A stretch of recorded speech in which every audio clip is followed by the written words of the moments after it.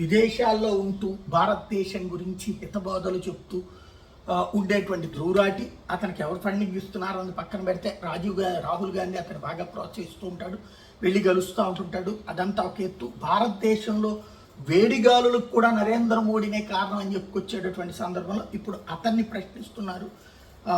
ఇప్పుడు విదేశాల్లో పరిస్థితి ఎట్లుంది?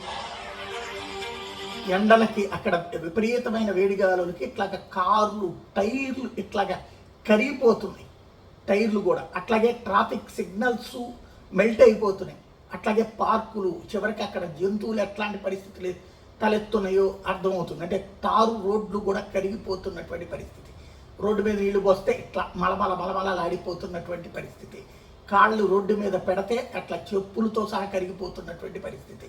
చివరికి చూడండి అరటి పళ్ళు కూడా ఎట్లా కరిగిపోతున్నాయో.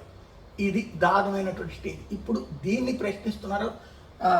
మరి దీనికి అంతటికి కారణం ఎవరన్నటువంటిది నిలదీస్తున్నటువంటి పరిస్థితి. మరి ఆయా దేశాల ప్రధానమంత్రులు, ఆయా దేశాల అధ్యక్షులు ఎవరిని మాట్లాడట్లేదు.